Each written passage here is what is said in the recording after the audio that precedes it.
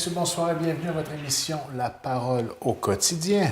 Toujours en notre compagnie, le curé M. Serge Tidjani, curé du secteur Saint-François de Laval. Alors tout d'abord, bonsoir M. Serge. Bonsoir Mirko, et vous qui nous recevez dans votre maison, bonsoir aussi. Sujet cette semaine, Bible et pèlerinage. Oui. On pourrait peut-être discuter en introduction que nous, chez les humains, on peut quand même, de façon assez simple, constater que nous sommes tout de même des peuples, pour ne pas dire un peuple voyageur. Oui, les êtres humains, nous sommes des voyageurs, des êtres en mouvement, puis je dirais même des viateurs, c'est ça, des gens sur la route. Déjà, notre vie même est un pèlerinage. Puis on peut aussi faire un grand essai de voir que quasiment tous les humains, lorsque nous parlons de nous, on parle toujours des origines, pas seulement humaines et biologiques, mais les origines géographiques. Quasiment tous, on revient toujours à dire « je viens de tel lieu et je suis là ». Donc l'être humain est un être en mouvement, un être en déplacement. Et notre émission, en la faisant aujourd'hui sur le pèlerinage dans la Bible, il faut d'abord partir de cette réalité humaine-là, que nous bougeons beaucoup, nous marchons, nous nous déplaçons beaucoup. Parfois, nous partons d'un lieu pour aller vivre dans un autre, soit définitivement, soit en partie, et nous devenons des pèlerins sur la terre. Déjà, toute notre vie est une vie de pèlerinage. Fait intéressant, ce qui concerne le pèlerinage, c'est qu'on en retrouve quand même dans plusieurs cultures et même dans plusieurs religions. Justement, nous autres, en contexte chrétien, lorsqu'on entend parler de pèlerinage, on pense à ce que nous on fait. On va à Rome, on va à Jérusalem. Mais si on s'ouvrait un peu plus, on va se rendre compte que faire un pèlerinage, ou bien les pèlerinages, sont des réalités qui dépassent le cadre de notre religion à nous. Et que quasiment dans tous les peuples, dans toutes les cultures, ou même dans toutes les religions, il y a toujours une partie qui est pèlerinage, où le croyant, ou si c'est en mode religion, le croyant, à un moment, doit faire ou fait, selon un cycle, un déplacement donné pour aller à une source ou à un autre lieu d'où il tire les raisons d'être de son identité, si c'est sur le plan humain, ou de sa foi, si c'est sur un plan religieux. Puis vous voyez, les musulmans, ils vont à la Mecque, on entend ça souvent, peut-être qu'on est moins habitué au Québec, mais on a des Juifs qui retournent régulièrement à Jérusalem, même s'ils ne sont pas habitants de là. Même si vous prenez les religions de l'Asie, les hindous et tous les autres, qui vont retourner dans un temple. Il n'y a pas longtemps, on entendait dire qu'il y a même drame dans un temple. Donc vous voyez, peu importe où on vit, on sent cette réalité d'être reconnecté à notre origine en retournant à ce lieu. Et je trouve que c'est intéressant que les chrétiens, les chrétiennes que nous sommes, on se sente dans ce mouvement-là pour savoir qu'un pèlerinage, ce n'est pas juste le monopole des chrétiens. C'est fondamentalement humain, mais nous, chrétiens, on ne le vivra pas juste comme des humains, mais on le vivra aussi en mode divin, comme des chrétiens. Pour un chrétien qui voudrait en comprendre la signification, il déciderait tout simplement de faire une recherche à l'intérieur de la Bible, plus particulièrement en ce qui concerne l'Ancien Testament. Est-ce que c'est possible de trouver justement l'origine du pèlerinage? Oui. L'origine du pèlerinage, il faut toujours retenir que nous, les chrétiens, nous sommes d'origine juive. Hein. Nous avons hérité de la moitié, sinon de la totalité de notre histoire religieuse. Elle a été héritée des Juifs, c'est toujours important. Alors si nous cherchons l'origine du pèlerinage, c'est chez les Juifs qu'il faut aller. Dans le livre de l'Exode, entre autres, quand le peuple sort de l'Égypte, s'installe ou est en cheminement, et que Dieu lui donne le pèlerinage, l'alliance, les contrats, la façon dont le peuple doit vivre, on retrouve dans les commandements que le Seigneur va lui donner, la phrase suivante, Exode 23, « 3 fois par an, tout mal sera vu à la face du Seigneur. » Et ce qui était dit là, c'est que tout mal, 3 fois par an, va aller dans le lieu où le Seigneur a indiqué. Le nom n'était pas encore mis. Va aller là où le Seigneur a indiqué et 3 fois par an, il ira voir la face du Seigneur et laisser le Seigneur aussi voir sa face. Donc c'est de là que part notre démarche de pèlerin. Et les Juifs vont le respecter scrupuleusement 3 fois par an dès que c'est un garçon, parce que les conditions physiques n'étant pas les mêmes pour les femmes ou les enfants, mais les hommes, eux, 3 fois par an, là où le lieu que le Seigneur a indiqué, qui va être plus tard Jérusalem, ils doivent y aller comme une démarche de foi, un peu comme pour aller se reconnecter, rechercher la source de leur être, de leur identité, de leur foi en Dieu. Donc, si je comprends bien, dans l'Ancien Testament, on a quand même des textes significatifs qui témoignent de Oui. pèlerinages qui ont eu lieu à cette époque-là. Oui, justement. Et c'est intéressant de voir que le même chapitre 23 du livre de l'Exode, là, quelque part, il va être dit, 3 fêtes du pèlerinage, tu célébreras dans l'année. 3 fêtes du pèlerinage. Et le pèlerinage, mot à mot, dans la langue du juif, signifie marcher à pied. Je fais la répétition exprès. Marcher à pied. Donc, faire une route à pied. Et donc, cette attitude, ça va traverser dès que le peuple va être vraiment installé et que Jérusalem va devenir le temple, le lieu du temple. Cette attitude va traverser toute la tradition juive. Et 3 fois par année, ils vont y aller pour des fêtes. Je vais donner le nom des fêtes dans nos façons de faire.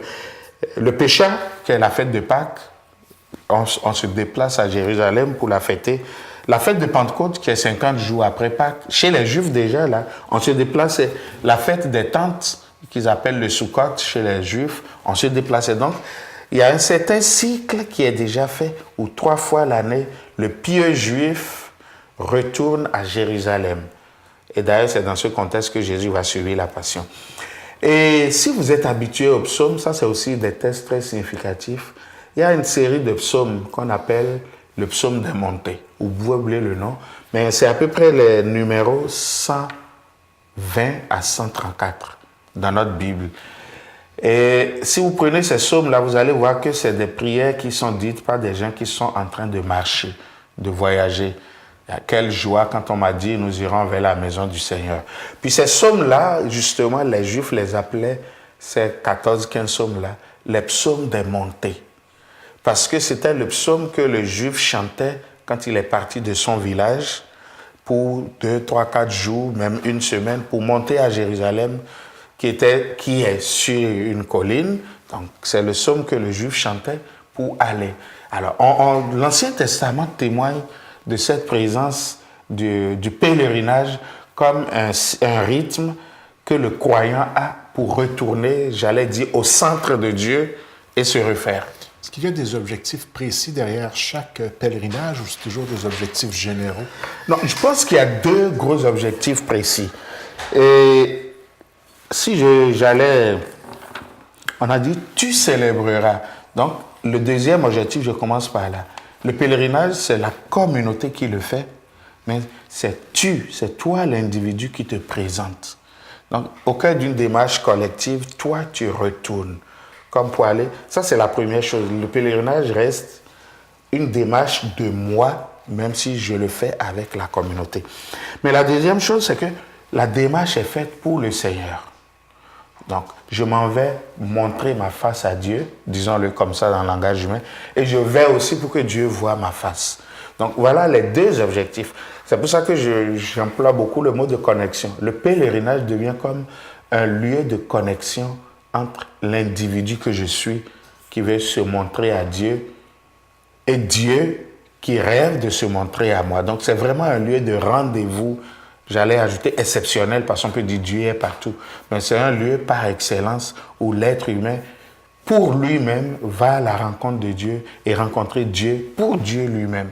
Donc, un point de rencontre entre Dieu et l'homme. Le pèlerinage est aussi présent dans le Nouveau Testament, bien sûr, Oui, avec Jésus. Avec Jésus, très très présent. On a dit tout mâle, tout garçon doit faire le pèlerinage et aller au Jérusalem. Et on le voit très vite. L'évangile de Luc au chapitre 2, Jésus avait encore 12 ans, donc l'âge où il est capable de commencer à avoir une certaine résistance physique, que déjà les parents l'amènent au pèlerinage. D'ailleurs, c'est l'événement où il est perdu. Pendant 3 jours, ils ont dû le chercher. Donc Jésus, déjà, comme un enfant juif, a été éduqué au pèlerinage. Et c'est bon de le savoir, de ne pas penser qu'il a eu d'abord 30 ans avant de commencer à parcourir. Il a vécu le rythme de son peuple, donc les pèlerinages, les fêtes, les prières de son peuple. Donc ça, c'est le premier événement. Mais il ne faut pas oublier que c'est à Jérusalem, pendant qu'il va monter pour la Pâque, qu'il va mourir et ressusciter. Donc, c'est au cours du pèlerinage là, ou au sommet du pèlerinage là, que la mort et la résurrection de Jésus a lieu. Mais dans l'évangile de Jean, on va regarder beaucoup, chapitre 5, chapitre 7, on a des mentions où on dit Jésus était allé à Jérusalem pour une fête des Juifs, ou bien Jésus était allé à Jérusalem pour la fête des tentes, ou Jésus était parti pour la fête tout court.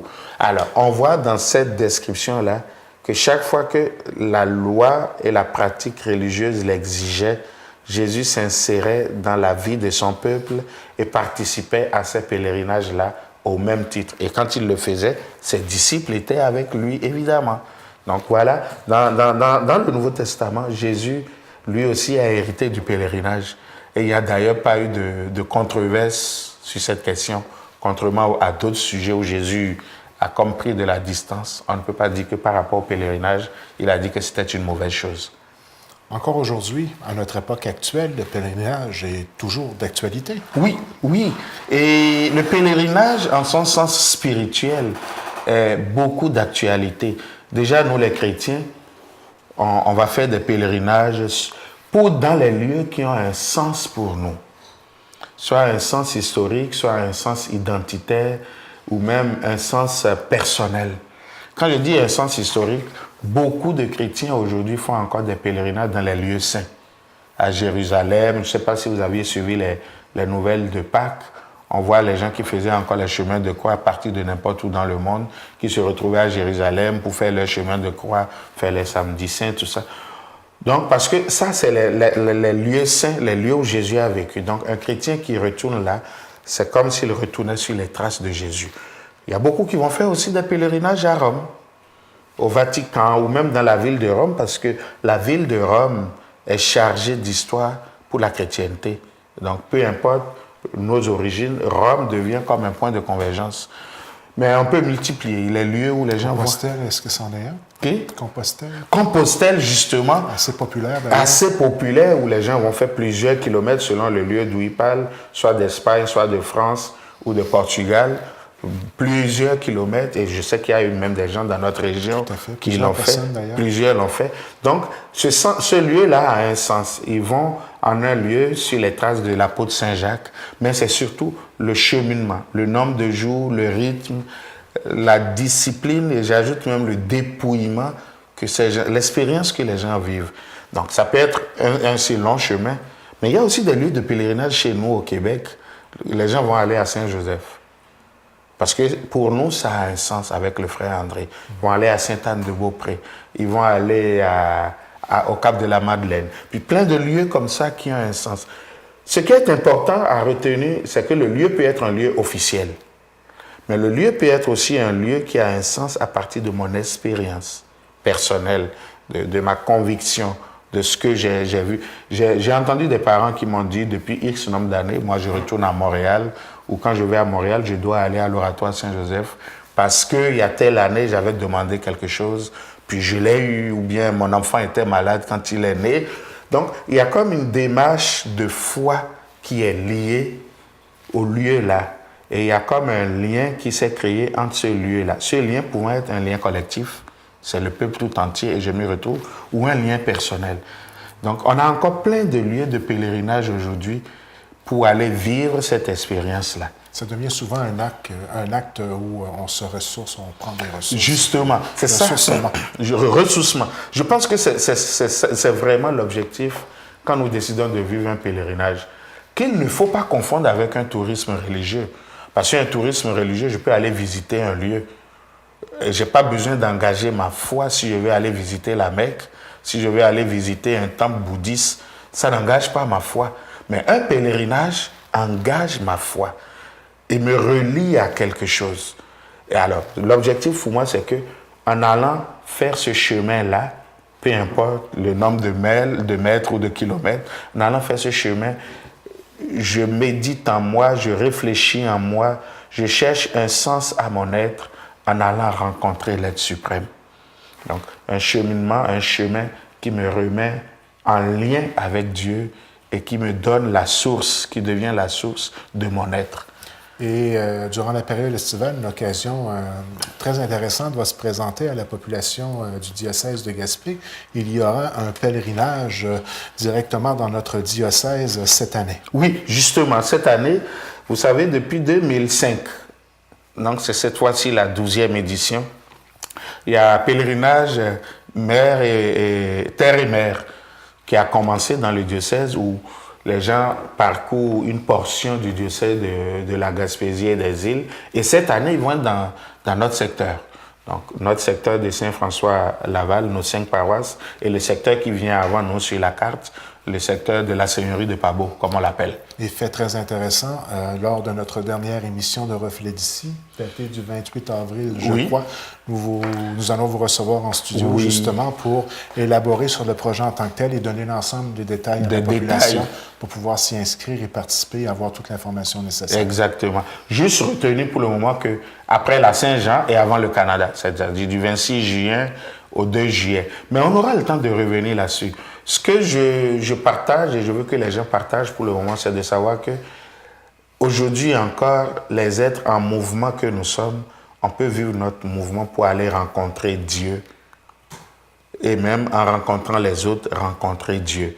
Le sens profond du pèlerinage est là. C'est des actes parfois concrets qui nous permettent de nous rapprocher plus facilement du message en tant que tel. Du message en tant que tel, de voir que j'avance dans la vie, je fais faire un pèlerinage et ce pèlerinage va renouer mes liens avec Dieu. Je vais aller, j'allais le dire comme ça, je m'en vais montrer ma face au bon Dieu et je m'en vais regarder sa face. Et quand nous nous serons regardés, il me remplira. Puis quand je partirai de là, je vais pouvoir être encore mieux vis-à-vis de moi-même et vis-à-vis des autres que je vais rencontrer. Donc, en terminant pour cette semaine. En terminant, n'oublions pas que les êtres humains que nous sommes des êtres de pèlerinage, des êtres en mouvement tout le temps. Et de temps en temps, dans notre cycle, dans notre rythme de vie, ça vaut la peine de trouver le moyen de faire un pèlerinage en lien avec notre foi ou en lien avec notre identité, pour qu'en découvrant mieux d'où nous partons, chrétiens, chrétiennes, nous puissions avoir plus de force et plus de raisons de continuer à aller en avant. Alors, je vous souhaite une bonne semaine. Vous pouvez déjà commencer à réfléchir. Est-ce que l'été qui s'en vient me donne l'occasion de faire un petit pèlerinage? Et quel est le sens de ce pèlerinage pour moi? Qu'est-ce que je veux y gagner? Qu'est-ce que je veux que le Seigneur voie de moi? Et qu'est-ce que je vais aller voir du Seigneur pendant le jour, l'heure ou la semaine où je vais aller vivre un pèlerinage, soit à titre privé, soit à titre communautaire? Parce que l'été s'en vient, on a des excuses en hiver, on ne peut pas programmer des choses, mais l'été, en sortant de chez nous et en profitant du beau moment, trouvons-nous aussi le temps j'allais dire de créer, j'allais même ajouter de toutes pièces, de créer notre pèlerinage. Osons avec le bon Dieu, de créer notre pèlerinage pour atteindre le but, une connexion, une mise à jour de nous-mêmes avec Dieu. Je vous souhaite de continuer à profiter du bon moment et de faire vos chemins, chacun à son rythme, pour rencontrer chaque jour Dieu.